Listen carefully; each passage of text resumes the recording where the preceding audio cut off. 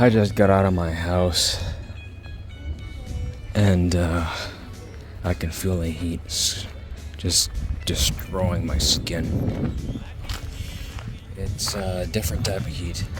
It's not as hot as Bakersfield heat, but the UV is stronger out here.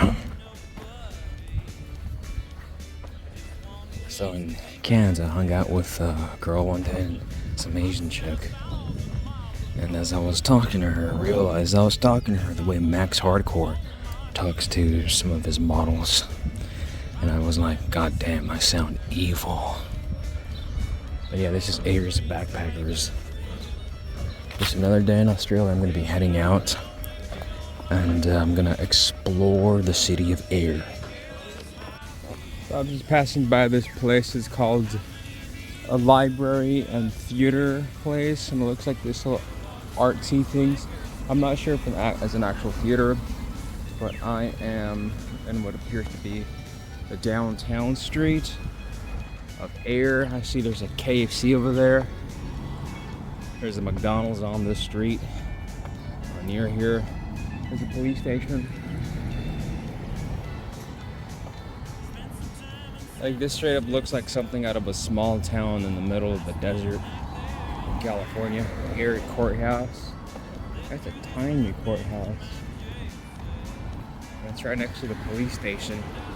This police station looks like one of those small, sad, depressing middle schools located in Arvin. But even in Arvin and Taft, the schools are bigger. That's because it's a tiny little place. I'm pretty sure most people that go to the jail here, they're probably doing things like public intoxication, assault, because they're too drunk to think straight. There's a National Australian Bank, tiny little bank. This place reminds me of Oildale, but without the severe meth problem.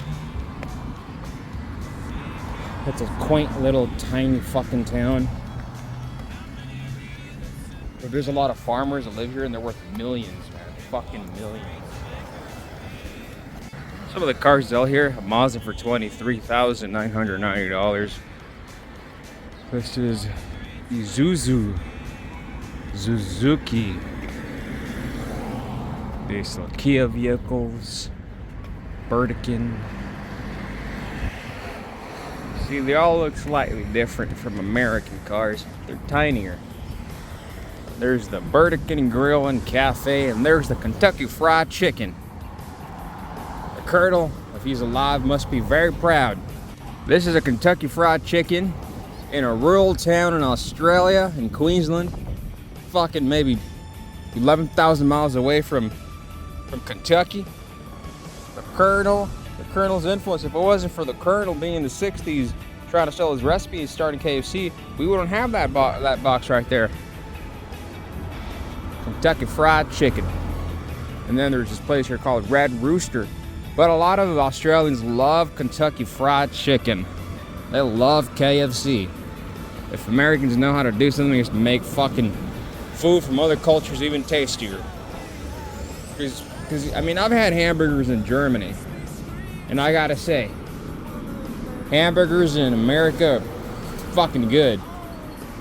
And Australians are kind of like America. Oh look, there's a fucking Red Rooster burger for $4.95. That's like $3 for a burger.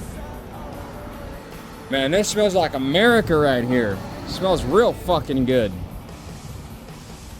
A lot of people say, oh, America, like what do they do for food cuisine? Well, the thing is, it's a fucking melting pot, and they just basically made their food much more addictive, much more tastier, much more sugary, much more salty than other foods. Like our pastries, dude, our pastries are basically European and Spanish influenced, and we just made them much more sugary, much more artificial, much more processed.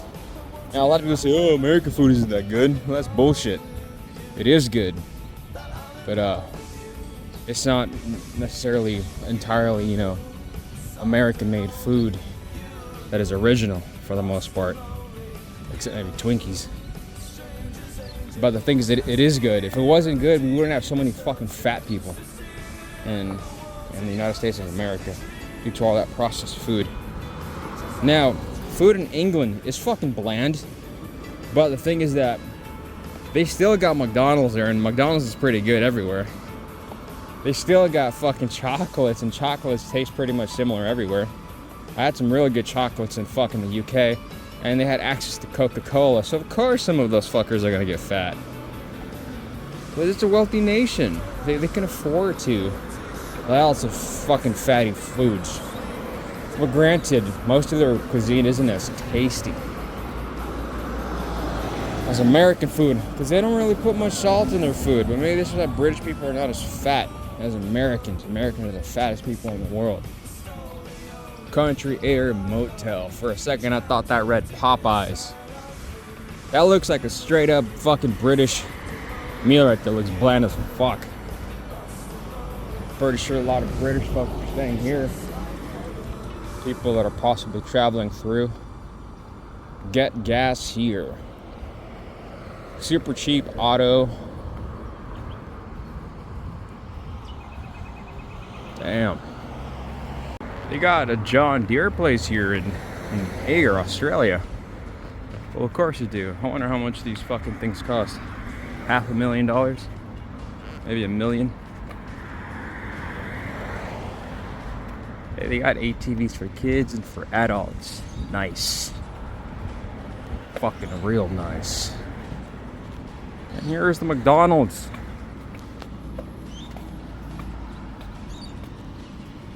Try our cheesy range burgers. Man, I am fucking sweating. And it's only like 84 degrees, but it feels like it's way hotter here than in Bakersfield. You get to like 90 or 100 degrees. Just because your skin is being penetrated by the UV rays of the sun. Still a much better place to live than Bakersfield. Just another day in Australia. Hey, look, that's a pretty interesting play area. I wouldn't mind taking my kid there. So I am going to this fucking convenience store to get one of those $1 frozen Coca-Colas. It's actually slightly less than $1 since it's $1.50 Australian, and $1 is like $1.56 Australian. So it's pretty cool. A little frozen bite for $1.50 Australian. So I just got out and I got this frozen Coke. It's quite a bit of frozen Coke for so little money. So that there is like the smallest looking fucking Toyota dealership I've ever seen. There's a lot of Toyota dealerships in Australia. Maybe because they're so fucking cheap for Australians. Australians make a lot of money. And Japan is closer to Australia than the US. The cheapest Toyota vehicle costs like the equivalent to like 18,000 plus US dollars. Between 18 and 19,000 US dollars. That's how much it costs. It's so cheap, man. It's so fucking cheap.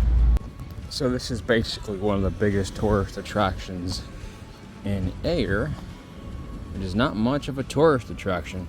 There's this big, fake-looking snake statue. Gujad Deck Cafe. Opening hours, 9 a.m. to 2. Yeah.